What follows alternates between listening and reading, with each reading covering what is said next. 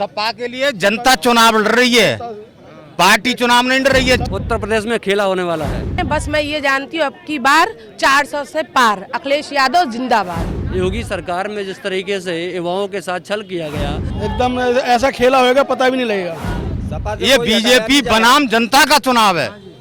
जब से उत्तर प्रदेश में चुनाव की घोषणा हुई है, डेटों का ऐलान किया है, तभी से देखने को मिल रहा है कि सभी पार्टी के कार्यकर्ता अपनी तैयारियों में लग गए हैं। लोगों के बीच में इतना उत्साह है कि आप यहाँ की तस्वीरें देख सकते हैं। ये सपा कार्यालय के बाहर इस वक्त हम मौजूद हैं। यहाँ पर किस तरीके से लोगों की भीड़ है। अंदर प्रेस कॉन्फ्रेंस हुई है, टिकट देने के लिए भी चर्चा चल रही है, मंथन चल रहा है। आइए कुछ लोगों से यहाँ बात करते हैं और जानते हैं कि आगे आने वाले चुनाव में किस तरीके से तैयारियां हो रही हैं या क्या कुछ देखने को मिलेगा। क्या लगता है आपको, क्या होने वाला है 2022? उत्तर प्रदेश में खेला होने वाला है। जिस तरीके से उत्तर प्रदेश की जनता के साथ अन्याय किया गया, योगी सरकार में जिस तरीके से युवाओं के साथ छल किया गया, लगातार 5 साल लोग रोजगार मांगते रहे, रोजगार नहीं दिया इन लोगों ने। किसान खाद डीएपी मांगते रहे, डीएपी नहीं दी इन लोगों ने। तो आप ये बताइए, महिलाएं सुरक्षा मांगती रही, सुरक्षा नहीं दी इन लोगों ने। जिला पंचायत के चुनाव में जिस तरीके से इन लोगों ने महिलाओं के वस्त्र फाड़े, वो दृश्य किसी से छुपा नहीं है। और वो दृश्य एक तरीके से आज भी हमारे आंखों के सामने आता है और याद आता है कि ये लोग महिला सुरक्षा की बात करने वाले लोग इतने नीचे कैसे गिर सकते हैं जो महिलाओं के साथ। अखिलेश यादव की सरकार में ऐसा नहीं होता था।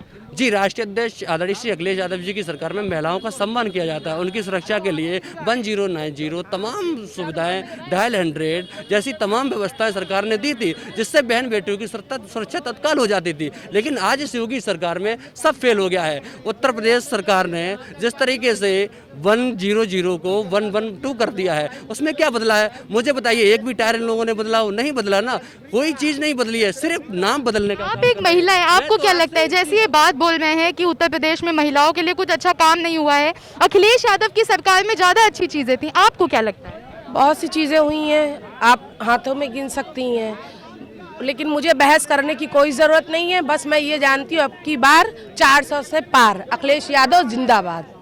अखिलेश यादव खुद कह रहे हैं कि 325 के आसपास सीट आएगी, ये बोल रही है 400 के पार। क्या लगता है आपको? 400 के पार ही है अब की बार तो। एकदम ऐसा खेला होगा पता भी नहीं लगेगा। खेला अभी तक बंगाल में होता था, इस बार उत्तर प्रदेश। यहाँ महाखेला होगा, खेला ही नहीं महाखेला। अब आप डेली देखोगे पूरी बीजेपी जो है आधी सी टूट के आ रही है। अब भी बैठे हुए हैं, डेली रोजाना आ रहे हैं। और सपा छोड़ के कोई बीजेपी में नहीं जा रहा है क्या? सपा छोड़ के कोई बीजेपी में भी तो जा रहा है? नहीं, कोई भी बीजेपी के लोग नहीं जा रहे हैं। भारतीय जनता पार्टी के लोग झूठ बोलने में और अफवाह फैलाने में माहिर हैं और जो है झूठी बात को बड़ी बात बनाकर अपना काम सिद्ध करने में माहिर है। समाजवादी पार्टी का कोई नेता छोड़कर जाने वाला नहीं है और जो समाजवादी पार्टी का छोड़कर जाने वाला होगा तो समाजवादी नहीं हो सकता।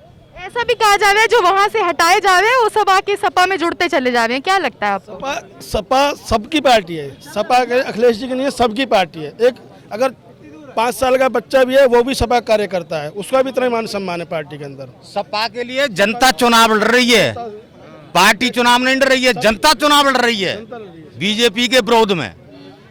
ये बीजेपी बनाम जनता का चुनाव है।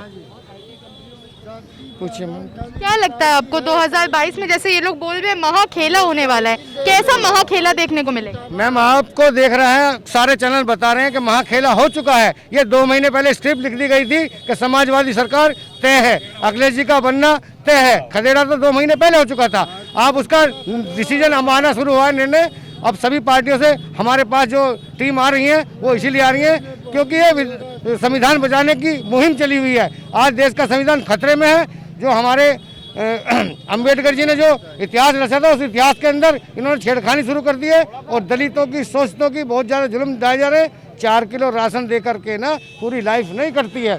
कभी राम मंदिर पे भड़काना, कभी चीन, कभी पाकिस्तान, हिंदू मुसलमान, इनके यही मुद्दे हैं।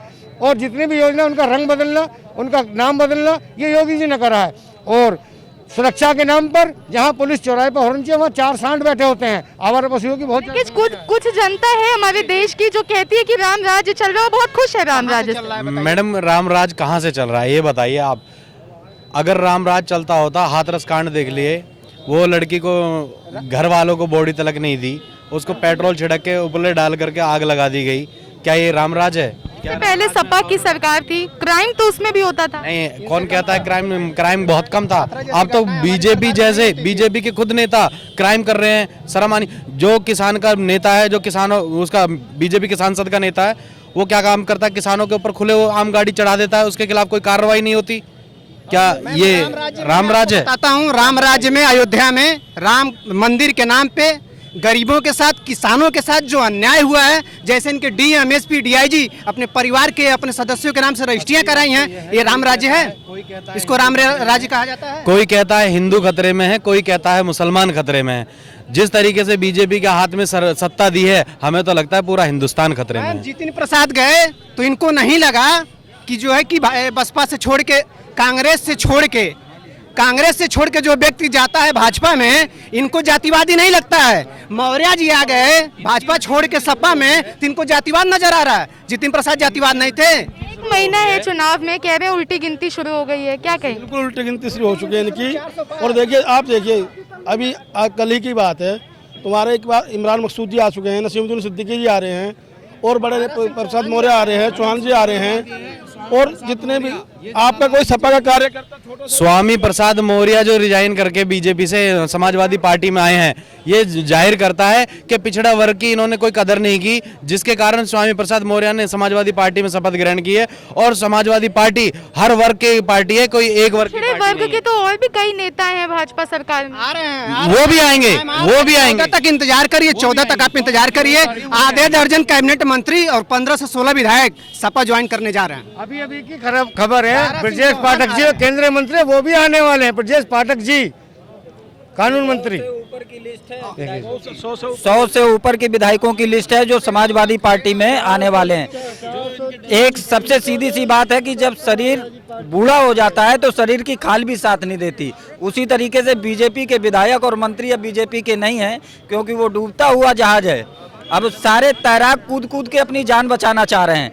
वो चाह रहे हैं कि अब इस डूबते हुए जहाज से हटो, क्योंकि इसने कुछ किया नहीं है। ये भी तो हो रहा है ना कि भाजपा से जिन नेताओं को हटाया जा रहा है वो सपा में आके शामिल हो। नहीं सुनिए, ऐसा कुछ नहीं, वो खूब अपनी मर्जी से आ रहे हैं यहाँ पे।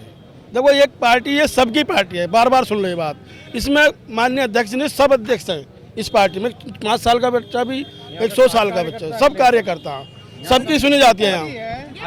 ये बताइए जनता को क्या सच्चाई पता चली है? अखिलेश यादव, पहले मेरी बात सुनिए, अखिलेश यादव कहते हैं जनता को सच्चाई पता चल गई है। 2017 में वो सच्चाई कहाँ गई थी?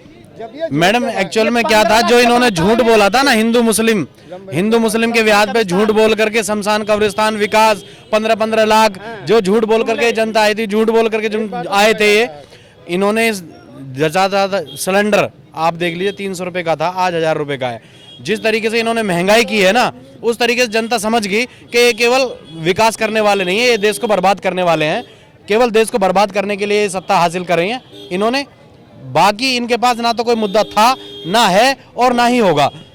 हम तो इतने बात। और समाजवादी पार्टी, आप देखिए, समाजवादी पार्टी ने जो विकास किए हैं, उनके सिर्फ नाम बदलने के काम किए हैं। भारतीय जनता पार्टी ने कोई भी एक काम ऐसा बता दो जो भारतीय जनता पार्टी ने अपना काम किया हो। कोई काम नहीं किया भारतीय जनता पार्टी। अगर कोई 5 साल में शिलान्यास करके उद्घाटन कर दिए हो तो भारतीय जनता पार्टी बताए। मैं छोटा सा कार्यकर्ता चैलेंज करता हूं कि एक काम वो बता दें कि 5 साल में वो शिलान्यास किया और उसका उद्घाटन भी कर दिए। एक काम बता दें। वो टैबलेट बांट रहे हैं बच्चों को, स्मार्टफोन दे रहे हैं। जब चुनाव के 2 महीने रह गए हैं मैम, तो जब इन्हें टैबलेट याद आए, 4.5 साल में इन्हें टैबलेट याद नहीं है क्या? हमारे राष्ट्रीय अध्यक्ष जी ने शुरू में सरकार बनते ही पहली कैबिनेट में मेधावी छात्रों छात्राओं को लैपटॉप बांटे थे, ठीक है। अभी हमारे राष्ट्रीय अध्यक्ष जी ने 300 यूनिट फ्री की जो वो घोषणा करी है, 300 यूनिट बिजली फ्री मिलेगी। तो सब बोल रहे हैं आम आदमी पार्टी को कॉपी कर रहे हैं अखिलेश यादव। आम आदमी को कॉपी नहीं कर रहे हैं, आम आदमी समाजवादी पार्टी को। उन्होंने भी बोला है कि 300 यूनिट नहीं, देखिए सुनिए, आम आदमी सही है, हम सही, कोई भी है। जब हमने 300 यूनिट बोला है, जब सब पार्टियों ने बोला है, तब भारतीय जनता पार्टी ने आज भी नहीं बोला। अब एक मिनट सुनो, मैंने बताया ना, छोटा प्रदेश है दिल्ली, उसमें तो चल जाएगा 300 यूनिट, लेकिन उत्तर प्रदेश में तो कोई भी करने को तैयार नहीं था, सब डरते थे। आज भी विद्युत कर्जे में है, 90,000 करोड़ का ये कर्जा बता रहे हैं बीजेपी वाले। किसानों का बिजली बिल मुफ्त कर दिया है, माफ कर दिया है। किसानों का हमारी सरकार ने पहले भी किया हुआ था, किसानों का सिंचाई का फ्री था, और अब इन्होंने हमारी कॉपी करी है डर के मारे। जब इन्हें दिख रहा है सत्ता हाथ से जा रही है तो इन्होंने 303 रुपए यूनिट कम कर दिया है और किसानों का भी फ्री कर दिया। ये हमारी सरकार ने पहले कर रखा किसानों का। उससे ज्यादा बढ़ा दिया था, उससे ज्यादा बढ़ा दिया था। अगर कम कर दिया तो कोई एहसान नहीं किया, उससे ज्यादा वसूल कर रही है, उससे 100 गुना ज्यादा वसूल किया है, उसके बाद ये कम किया है। और दूसरी बात, इनके पास कोई मुद्दा बचा नहीं है। इनको पता पड़ गया कि आज 2022 में ये बिल्कुल इनके हाथ से सरकार जा रही है, तो इनको केवल पब्लिक को बेवकूफ बनाने के लिए अब जो कर रहे हैं सिर्फ वही है, और इनके पास कोई मुद्दा नहीं है। और मेन चीज ये है मैम, इनके अगर मुद्दा होता तो इनके खुद बड़े बड़े नेता छोड़ करके हमारे समाजवादी पार्टी में नहीं आते। तो ये है हमारे साथ सपा पार्टी के कुछ कार्यकर्ता थे जिन्होंने हमें बताया कि जो 5 साल का कार्यकाल रहा है योगी सरकार का, कुछ विकास नहीं हुआ है, कोई भी काम नहीं हुआ है, और 2022 में अखिलेश यादव की बहुमत से सरकार बनने वाली है, 400 पार होने वाला है। अब देखते हैं आगे आने वाले समय में क्या होता है। तब तक के लिए कैमरा पर्सन संतोष के साथ मैं आकांक्षा मिश्रा, माय भारत न्यूज, लखनऊ।